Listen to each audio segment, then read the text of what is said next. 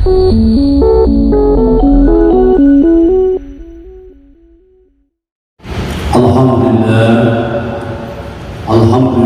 syukran ala ma an'am.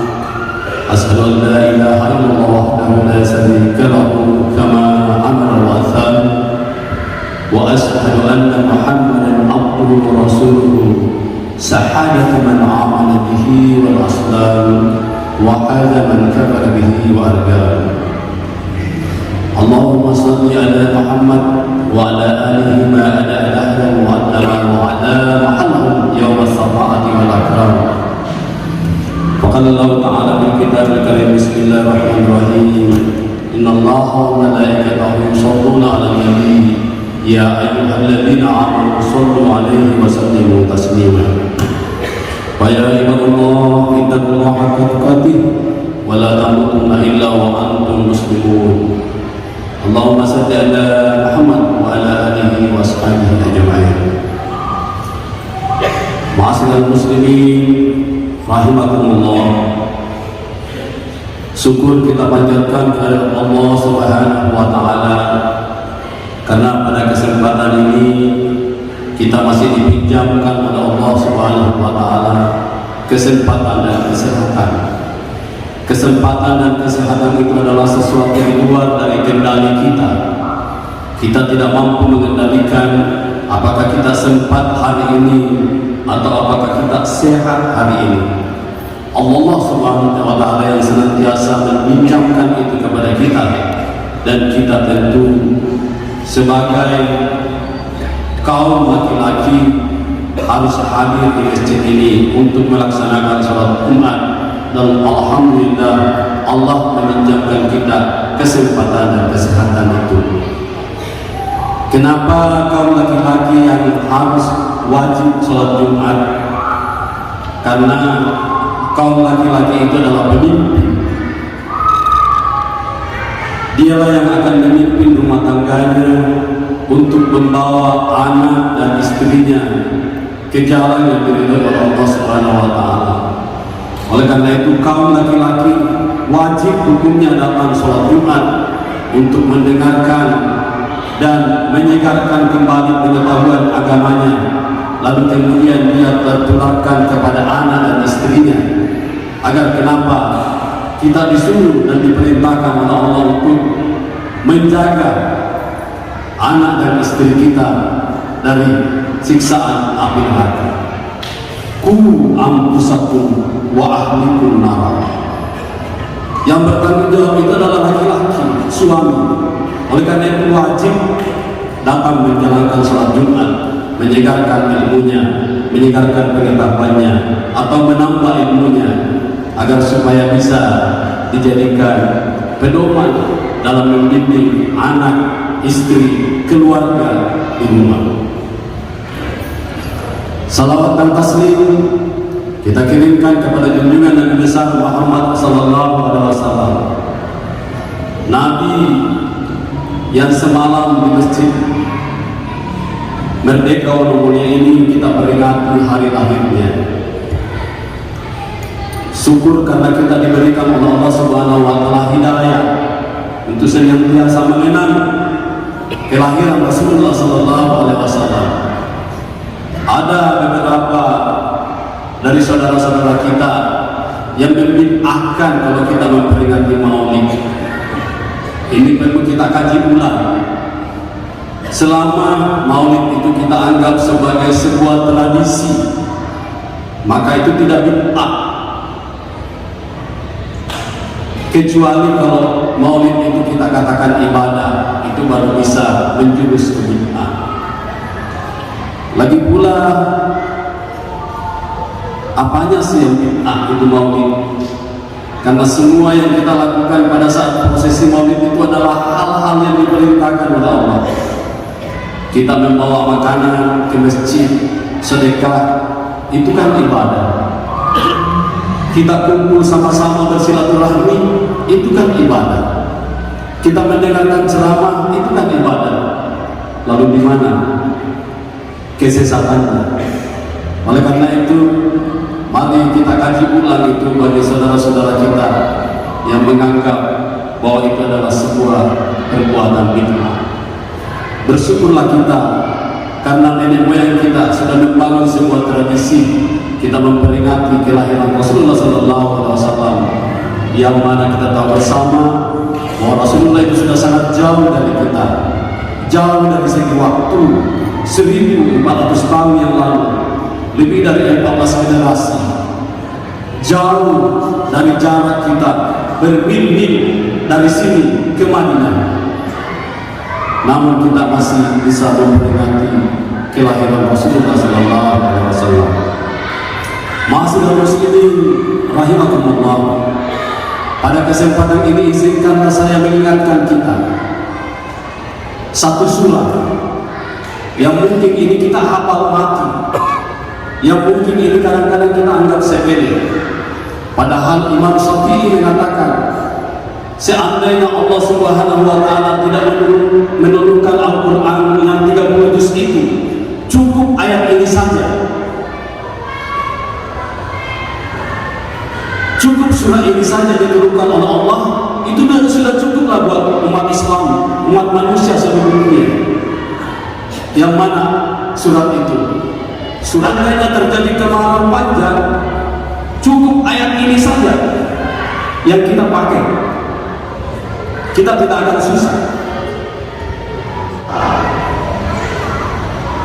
Saya hanya akan mengingatkan ayat ini pada khutbah kali ini.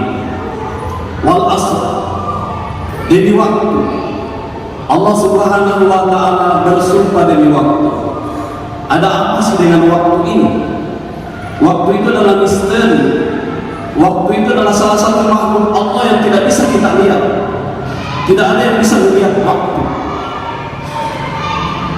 Jadi keyakinan kita kepada waktu itu berarti bisa kita punya hati mampu meyakini sesuatu yang tak bisa kita lihat.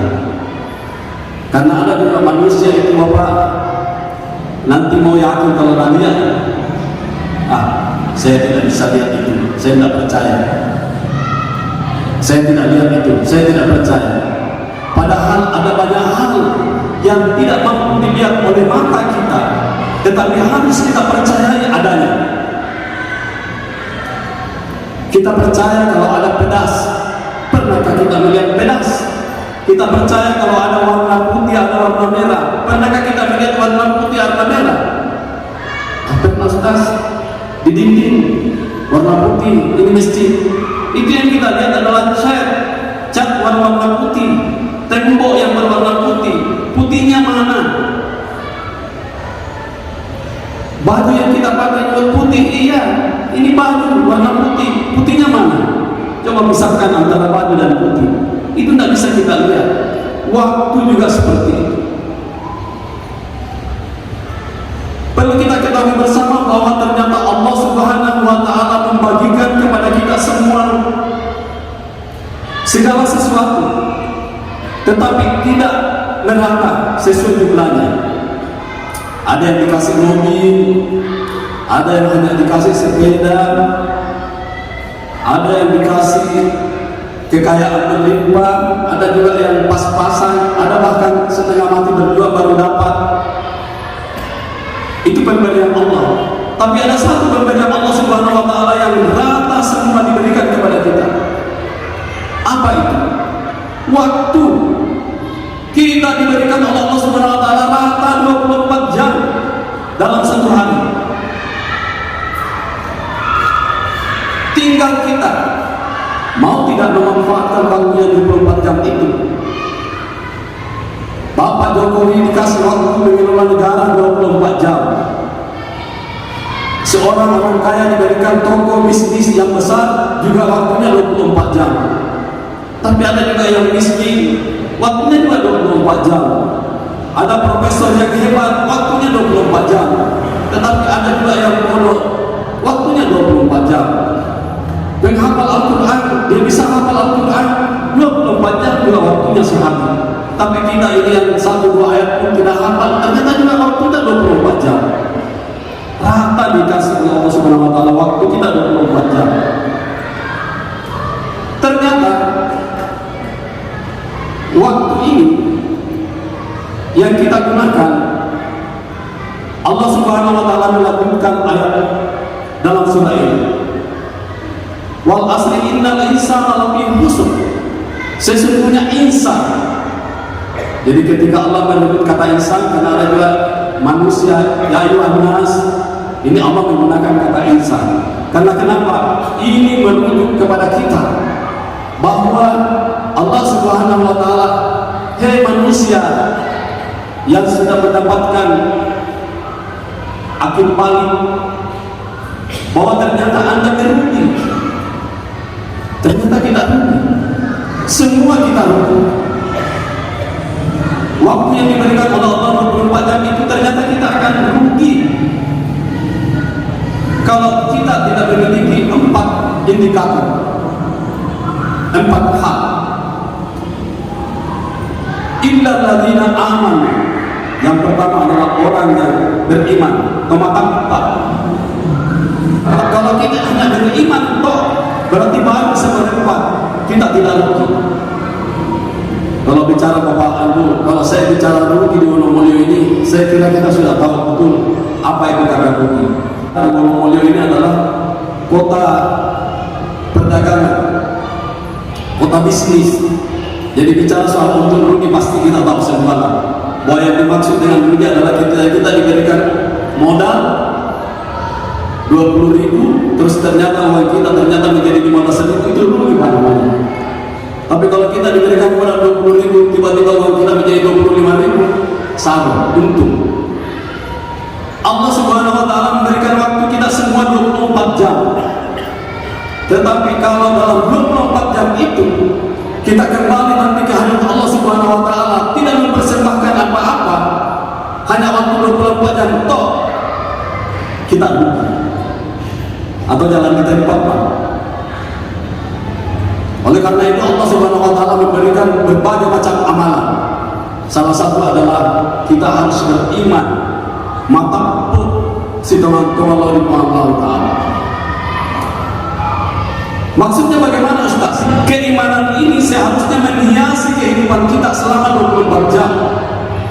Kita berbisnis, kita percaya bahwa ada Allah.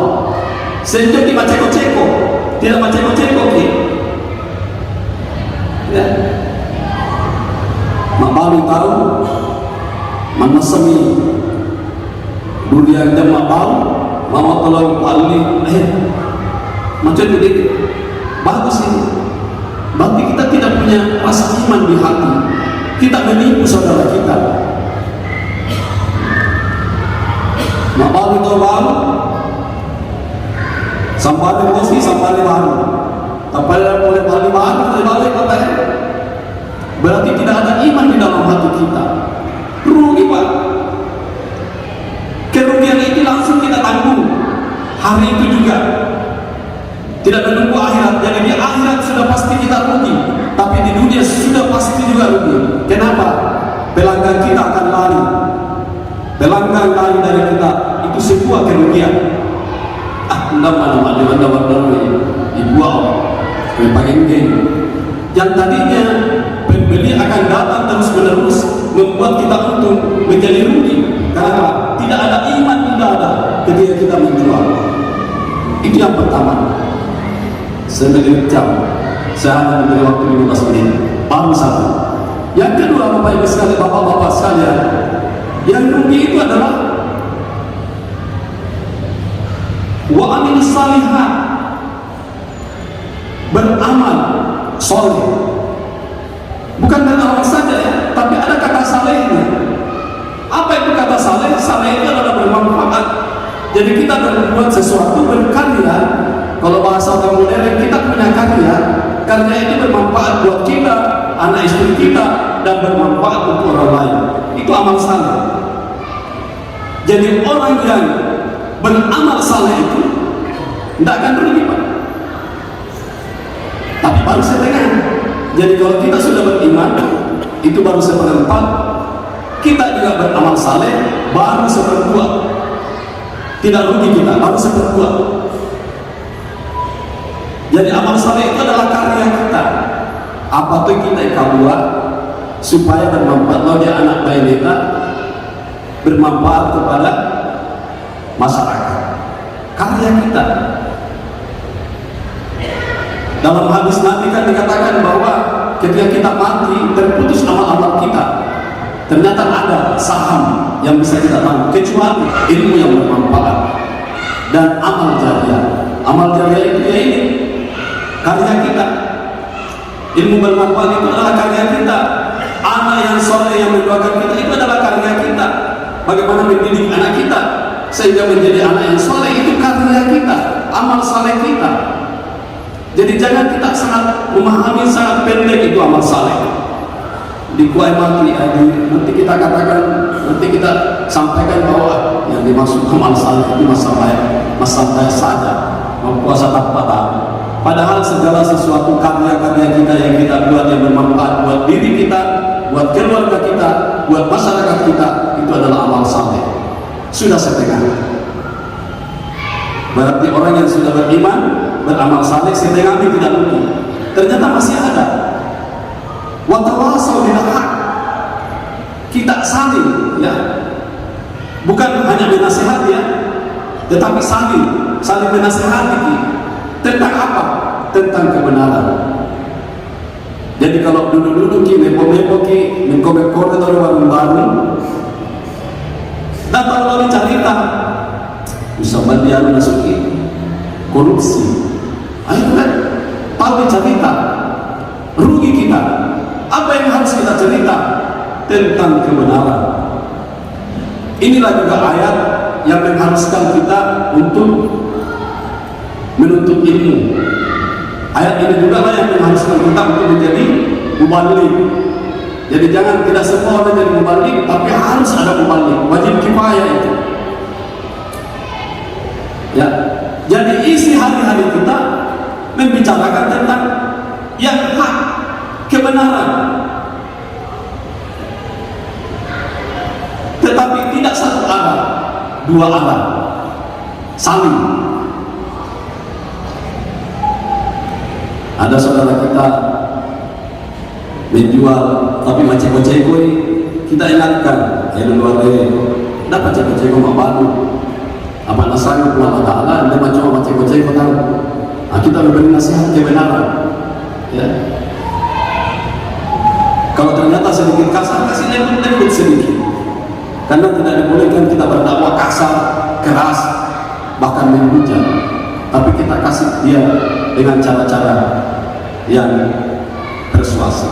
Kemudian yang keempat, jadi tadi ini baru sepertiga.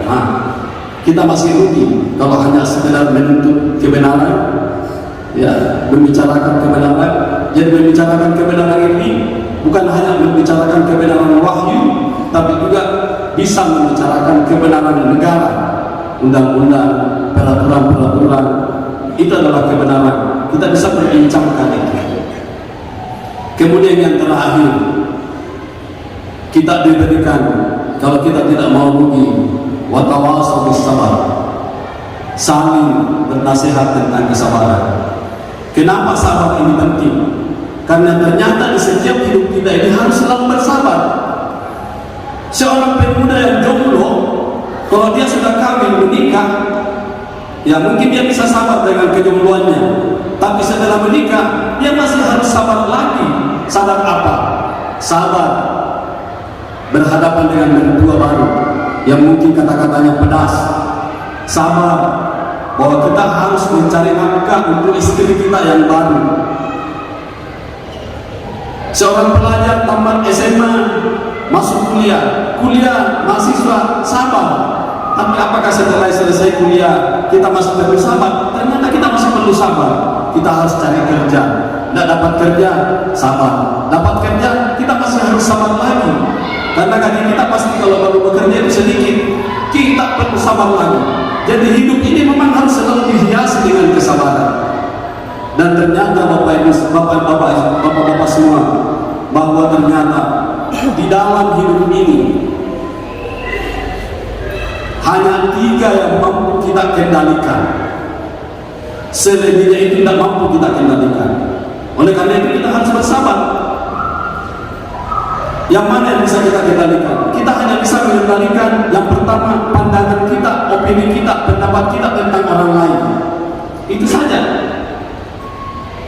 Kita tidak bisa mengendalikan pendapat orang lain tentang diri kita. Tidak bisa, Pak. Saya sudah ceramah seperti ini, kemudian pulang ada yang mengatakan, itu tadi ustaz biasa-biasa di khotbahnya. Saya tidak bisa kendalikan itu, Pak. Ada juga yang bilang, itu ustaz tadi tidak bagus ceramahnya. Tidak bisa saya kendalikan, Pak. Karena tidak mungkin saya bisa menutup mulut semua orang yang ada di masjid ini. Jadi dibutuhkan kesabaran. Tidak bisa kita kendalikan, Pak. Jadi hanya yang pertama bisa kita kendalikan adalah pendapat kita terhadap orang lain. Yang mampu kita kendalikan adalah memperbaiki diri kita. Perbaiki diri kita, percantik diri, pertampan diri kita.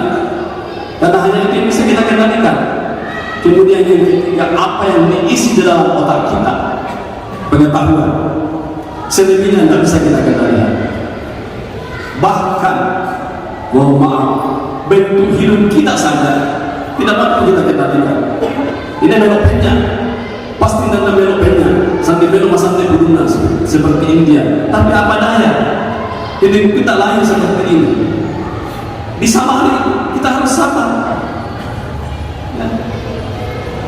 Mohon maaf ini saya sebut, buang air kecil saja, kita tidak bisa mengatur waktunya, Bapak.